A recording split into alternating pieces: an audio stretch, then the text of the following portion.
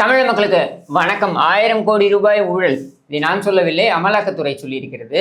அதாவது தமிழக அரசாங்கம் நடத்தி வருகின்ற நிறுவனம் டாஸ்மாக் நிறுவனம் மதுபான அந்த விற்பனையை சில்லறையையும் மொத்த கொள்முதலையும் தமிழக அரசாங்கம் செய்கிறது. டாஸ்மாக் நிறுவனத்தின் மூலமாக அதை சில்லறை விற்பனையும் செய்கிறது. இது 2002ஆம் ஆண்டில் நடந்து வருகிறது என்ற நிலையில கடந்த 8 மாதங்களாக இந்த விற்பனையில கிட்டத்தட்ட 1000 கோடி ரூபாய்க்கு ஊழல் நடந்திருப்பதாக, அதுவும் ஏற்கனவே பதியப்பட்ட ஒரு வழக்கில் அந்த எஃப்ஐஆரில் அது குறித்த தகவல்களை சேகரிக்கும் பொழுது அவர்களுக்கு இந்த தகவல்கள், இந்த ஆவணங்கள் சிக்கி இருக்கின்றன. இது சம்பந்தமான ரெய்டுகள் நடத்தப்பட்டிருக்கின்றன. இந்த ரெய்டுகள் எங்கே நடந்திருக்கிறது என்று பார்த்தோம் என்றால், இந்த ரெய்டு தமிழக அரசாங்கத்தின் நேரடி கட்டுப்பாட்டில் இருக்கக்கூடிய டாஸ்மாகின் தலைமை அலுவலகத்தில் நடைபெற்றிருக்கிறது. 3-4 நாட்களாக நடைபெற்ற இந்த ரெய்டில் 1000 கோடி ரூபாய்க்கு ஊழல் நடந்ததற்கான ஆவணங்கள் கிடைத்திருப்பதாக அமலாக்கத்துறை, அதாவது என்ஃபோர்ஸ்மெண்ட் டைரக்டரேட் என்கிற அமலாக்கத்துறை அதிகாரப்பூர்வமாக தெரிவித்து விட்டது. இப்போ இந்த நிலையில தான் தமிழக பாஜக ஒரு போராட்டத்தை நடத்தி இருக்கிறது. அதாவது டாஸ்மாக் அலுவலகத்தை முற்றுகையிடும் போராட்டம் என்று அறிவித்து அதனுடைய முக்கிய தலைவர்கள் அவங்க பார்த்தீங்கன்னாக்கா கிளம்பும் பொழுது அவர்கள் கைது செய்யப்பட்டிருக்கிறார்கள் என்கிற அந்த நாடகம் அரங்கேறி இருக்கிறது. இது ஏன் நாடகம் என்று நான் சொல்ல வேண்டி வருகிறது என்றால், நடவடிக்கை எடுக்க வேண்டிய இடத்தில் இருக்கக்கூடியவர்கள் நாங்கள் போராட்டத்தில் இறங்குகிறோம் அப்படின்னு சொன்னா இது என்னன்னு எடுத்துக்கிறது? இதை எப்படி பார்ப்பாங்க? நீங்க ஆளும் கட்சியாக இருந்து 11 ஆண்டுகள் நீங்கள் மத்தியில் ஆட்சியில் இருந்து இந்த திமுக அரசாங்கத்திற்கு எதிராகவும் திமுக கட்சிக்கு எதிராகவும் அதுவும் முக்கியமாக இருக்கக்கூடிய இந்த ஸ்டாலின் குடும்பத்திற்கு எதிராகவும் பல்வேறு குற்றச்சாட்டுக்களை வைத்து, இன்னும் சொல்ல வேண்டும் என்றால் 2014இல் திரு நரேந்திர மோடி அவர்கள் பிரதமராக ஆவதற்கு முக்கியமான பிரச்சனையாக அப்பொழுது சொல்லப்பட்டதெல்லாம் பார்த்தீங்கன்னாக்க, அப்பொழுது இருந்த காங்கிரஸ் திமுக கூட்டணியான மத்தியில் இருந்த கூட்டணி யூபிஏ அரசாங்கத்தில் நடந்த அந்த ஊழல்கள் தான். இதையெல்லாம் நீங்கள் வரிசையாக முன்னிலைப்படுத்தி அதன் அடிப்படையில் தான் நீங்கள் ஆட்சிக்கே வந்தீர்கள் என்கிற நிலையில அவர்களுக்கு எதிராக எந்த வித நடவடிக்கையும் எடுக்கப்படவில்லை. கடந்த 11 ஆண்டுகளில் எந்த நடவடிக்கையும் எடுக்கப்படவில்லை அப்படின்றதான் கேள்வியா வருது. இங்குதான் நீங்கள் தமிழகத்தை புரிந்து கொள்ள வேண்டும். தமிழகத்துல இருக்கக்கூடிய அரசியலை நீங்கள் புரிந்து கொள்ள வேண்டும். அந்த அரசியலை நீங்கள் புரிந்து கொள்ள தவிர்க்கிறீர்கள் அப்படின்றதான் நாம இங்கே சுட்டிக்காட்ட கடமைப்பட்டிருக்கிறோம். ஏன் அப்படின்னா, தமிழ்நாட்டை பொறுத்த வரைக்கும் இந்தியா முழுக்க ஒரு அரசியல் நிலைப்பாடு எடுப்பார்கள் என்றால் தமிழ்நாட்டு மக்கள் ஒரு நிலைப்பாட்டை எடுப்பார்கள் அப்படின்றதான் வரலாறு. உதாரணத்திற்கு சொல்ல வேண்டும் என்றால் எமர்ஜென்சி எடுத்துப்போம். எமர்ஜென்சி பார்த்தீங்கன்னாக்க இந்திரா காந்தி அவர்கள் அவசர நிலையை பிரகடனப்படுத்திய பொழுது நாடு முழுவதும் அதற்கு மிகப்பெரிய கண்டனங்களும் எதிர்ப்பும் வந்தது என்று சொல்லலாம். முக்கியமாக பார்த்தோம்னாக்க பத்திரிகையாளர்கள் மத்தியில், ஊடகவியாளர்கள் மத்தியில் மிகப்பெரிய கண்டனங்கள். அப்போ இருந்த பத்திரிகையாளர்னா இன்னைக்கு இருக்கக்கூடிய அளவுக்கு அப்போ டிஜிட்டல் மீடியாலாம் கிடையாது என்றாலும் பிரிண்ட் மீடியா என்று சொல்லக்கூடிய அந்த அச்சு ஊடகங்கள் இவங்க எல்லாரும் கடுமையான கண்டனங்களை தெரிவித்து வந்தார்கள்.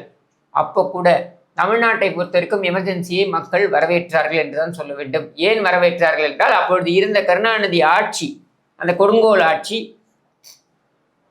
அது இருந்த ரவுடிகள், காலிகள், பொறுக்கிகள், இவர்கள் எல்லோரும் இவங்க எல்லாரையும் ரவுண்டு கட்டி கொண்டு போய் சிறையில் அடைத்து விட்டார்கள். மிசால அடைச்சாங்களோ கசமுசால அடைச்சாங்களோ, அதனால கொண்டு போய் அடைத்து விட்டார்கள். ஸ்டாலினும் இதில் அடக்கம்.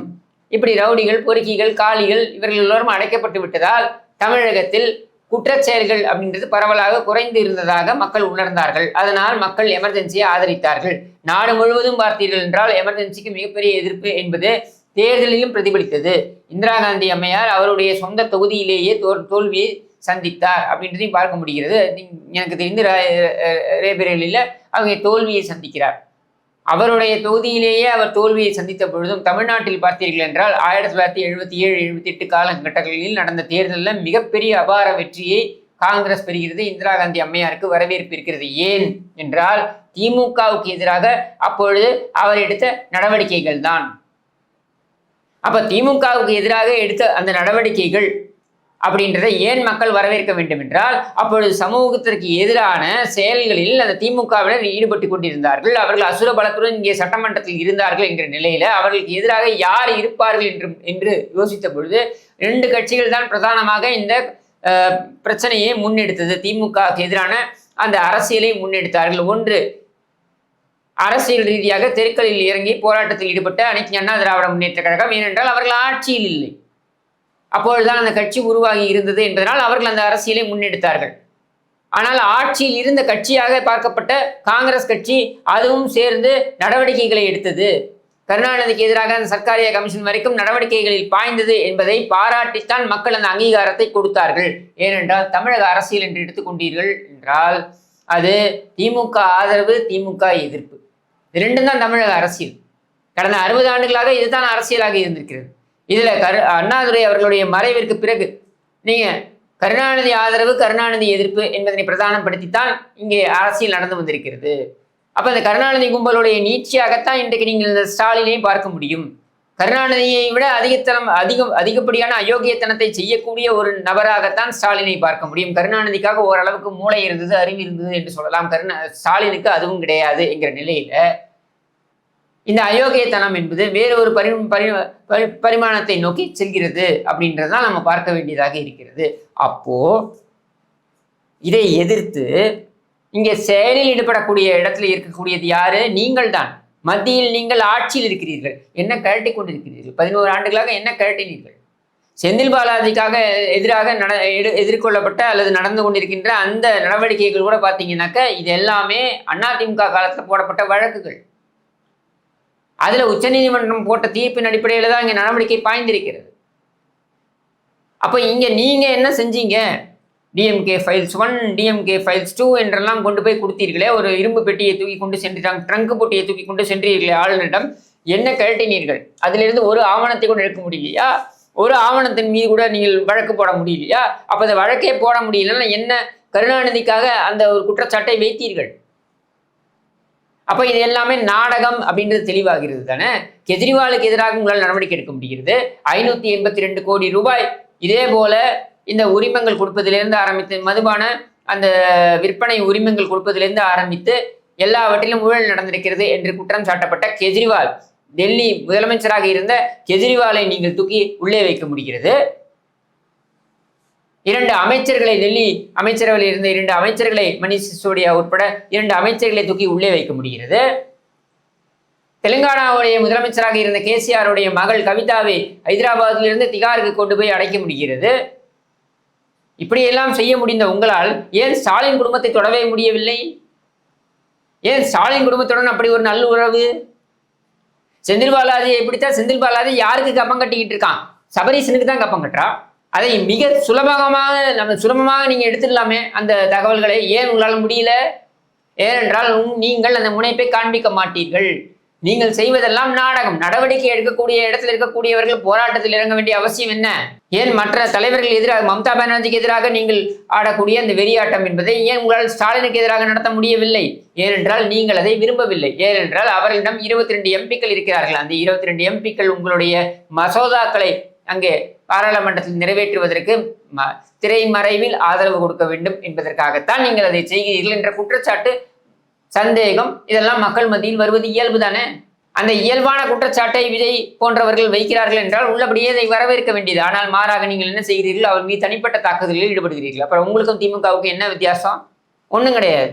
நாம இங்க குற்றச்சாட்டுகளை திமுகவுக்கு எதிராக வைக்கிறோம், திமுகவுக்கு எதிராக அரசியல் செய்கிறோம் என்றால் எங்களால் அரசியல் தான் செய்ய முடியும். ஆனால் உங்களால் நடவடிக்கை எடுக்க முடியும். அதை ஏன் எடுக்கவில்லை என்பதுதான் கேள்வி. காங்கிரஸ்காரன் கூட அதை செய்தான். காங்கிரஸ்காரன் கூட கனிமொழியையும் ஸ்பெக்ட்ரம் ராஜாவையும் தூக்கி கொண்டு போய் திகாரில் வச்சானுங்க. கூட்டணியில் இருக்கும்பொழுதே வைத்தார்கள். உங்களுக்கு கூட்டணியும் கிடையாது, நீங்க எதிர்கட்சின்னு வேற சொல்றீங்க, நாங்கள் தான் எதிரி என்று சொல்றீங்க. அப்ப இப்படியெல்லாம் சொல்லக்கூடிய உங்களால் ஏன் ஸ்டாலின் குடும்பத்தில் ஒருத்தனை கூட தொட முடியல? ஏன் ஸ்டாலினை கைது செய்யவில்லை?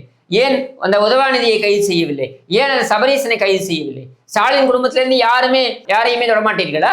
அப்படி என்றால் இது ரகசிய கூட்டணி, இது கள்ள கூட்டணி, இது கள்ள உறவு அப்படின்றது தெளிவாகிறது தானே. இதைத்தான் நாங்கள் குற்றச்சாட்டாக ஆரம்பத்திலிருந்து சொல்லி வருகிறோம். இந்த பாரதிய ஜனதா கட்சி உண்மையிலேயே இந்த திமுகவை அழிக்க வேண்டும் என்று நினைக்கும் என்றால், உண்மையிலேயே திமுகவுக்கு எதிராக நடவடிக்கை எடுக்க வேண்டும் என்ற எண்ணம் கொண்டிருக்கும் என்றால் இது நடவடிக்கையில் இறங்கி இருக்கும். வெறும் வாய் வார்த்தைகள் மற்றும் நாடகங்கள் போட்டு கொண்டிருக்காது அப்படின்றது தெளிவாகிறது தானே. இதைத்தான் நாங்கள் நியாயமான கேள்வியாக கேட்கிறோம். கட்சி மாற்றங்களை தள்ளி வச்சிருக்க மனசாட்சியோட நான் கேட்கிறேன் உங்களை. ஸ்டாலின் குடும்பம் என்ன யோகியமான குடும்பமா? ஸ்டாலின் குடும்பம் திருட்டு குடும்பம் இல்லையா? அந்த திருட்டு கூட்டத்தை ஏன் உங்களால் நடவடிக்கை எடுக்க முடியல? நடவடிக்கை எடுக்க முடியல என்றால் உங்களுக்கு அந்த திராணியும் இல்லை, தெம்பும் இல்லை என்பதை கடந்து உங்களுக்கு ஒரு கள்ள உறவு இருக்கிறது என்பது தெளிவாகிறது. அப்ப அதை செய்யாமல் இந்த நாடகத்தில் நீங்கள் ஈடுபடுவீர்கள் என்றால், தட்டி கேட்பவர்களை எல்லாம் நீங்கள் தனிப்பட்ட விதத்தில் தாக்குவீர்கள் என்றால் நீங்கள் தான் அசிங்கப்பட்டு நிற்பீர்கள். நீ போராட வேண்டியது இங்க டாஸ்மாக எதிராக இல்லை, நீ போராட வேண்டியது அமலாக்கத்துறை அலுவலகத்துக்கு முன்னால், நீ போராட வேண்டியது டெல்லியில் சென்று போராடு. ஏன் நடவடிக்கை எடுக்கலன்னு கேளு, ஏன் கைது செய்யப்படலன்னு கேளு. இதையெல்லாம் உன்னால் கேட்க முடியவில்லை என்றால் நீ இங்கே அரசியல் செய்வதற்கே லாயக்கு அற்றவர்கள் அப்படின்றது தெளிவாகிறது. திமுகவுக்கு எதிரான நரேட்டிவ் அப்படின்னு சொல்றீங்க இல்லையா, இந்த திமுகவுக்கு எதிரான நரேட்டிவ் என்பது தெருக்களில் போராட வேண்டியது, ஒவ்வொரு வாழ்வாரியாக போராட வேண்டியது. ஆனால் அதை கடந்து அதிகாரம் இருக்கும் பொழுது அவர்களை எப்படி நீங்கள் எதிர்கொள்கிறீர்கள் என்ற கேள்வியும் வரும். நான் தூக்கி போடலையா, நாங்கள் ஆட்சிக்கு வந்தோடனே அவன் ஐயோ கொள்றாங்களேன்னு சொன்னாலும் சரி, நான் ஜட்டி போட்டிருக்கேன்னு சொன்னாலும் சரி, போடலைன்னு சொன்னாலும் சரி, அவனை தூக்கி கருணாநிதி தூக்கி உள்ள போடலையா, ஸ்டாலின் மேல வழக்கு போடலையா, வீரபாண்டிய ஆறுமுகத்தை தூக்கி உள்ள வைக்கலையா, KN நேரு மேல வழக்கு போடலையா, பொன்முடியை தூக்கி உள்ள வைக்கலையா, இதையெல்லாம் நாங்கள் செய்திருக்கிறோம். அந்த வழக்குகளை இன்று வரையில் அவர்கள் சந்தித்து வருகிறார்கள். எங்களுக்கு அது மாதிரி எந்த விதமான தயக்கமும் கிடையாது நடவடிக்கை எடுப்பதற்கு. நாங்கள் எடுத்திருக்கிறோம். நீங்கள் எடுத்தீங்களா? காங்கிரஸ்காரன் எடுத்திருக்காங்க, கூட்டணியில வச்சுக்கிட்டே எடுத்தான், ஒன்றும் மனம் இல்லை கருணாநிதியால. ஆனால் நீங்கள் என்ன செய்கிறீர்கள்? அங்கே இருந்தீங்க ராஜ்நாத் சிங்கை கூட்டு வந்து சமாதியில் நின்று கைவடை படையில வைத்து கருணாநிதிக்கு நெத்திக்காசை நீங்கள் வெளியிடுகிறீர்கள். இதுதான் நீங்கள் இந்த திமுகவுக்கு எதிராக நடத்துகின்ற அரசியலா? கருணாநிதியின் சாதனைகள் அப்படின்னு உட்கார்ந்து அங்க 3Dல உட்காந்து பாக்குறது தான், எல்லாம் உட்காந்து பாக்குறது தான். இதுதான் உங்களுடைய திமுகவுக்கு எதிரான அரசியலா? யாரை ஏமாற்ற இந்த நாடகம்? இனியும் இந்த நாடகங்களை நிறுத்திவிட்டு செயலில் இறங்குங்கள். நான் சொல்றேன், தமிழ்நாடே உங்க பின்னாடி நிற்கும். நீ ரொம்பலாம் கட்சி வழக்கத்துலாம் பாடலாம் பட வேண்டாம். உனக்கு திராணி தெம்பு இருந்தா இந்த ஸ்டாலின் குடும்பத்திலிருந்து ஒருத்தனை தூக்கி உள்ளவை. அடுத்த நிமிடம் உன்னுடைய வாக்கு வங்கி 20% 25% போகுதா இல்லையா பார். நீ வேற எதுவுமே பண்ண வேண்டாம். இந்த ஸ்டாலின் குடும்பத்தில ஒருத்தனை தூக்கி திகார் கணக்கு உனக்கு ஓட்டு வருதா இல்லையா பார். உன்னால செய்ய முடியுமா? உன்னால செய்ய முடியாது. ஏன்னா உனக்கு ரகசிய பேரம், உனக்கு தமிழ்நாடு மீதெல்லாம் அக்கறை கிடையாது. உனக்கு அதிமுகவை எப்படியாவது அழித்து விட்டால் நீ அந்த இடத்துல வந்து உட்கார்ந்துடலான்ற எதிர்பார்ப்பு. அது நீ தலைகீழ தண்ணி குடித்தாலும் நடக்க போவது இல்லை. ஏனென்றால் உன்னுடைய அந்த குட்டு வெளிப்பட்டு விட்டது. இன்னைக்கு விஜய் போட்டு உடைச்சார் இல்லையா, இதான் உண்மை. ஏதான் நாங்கள் அன்னிலேருந்து சொல்லிட்டு இருக்கோம்.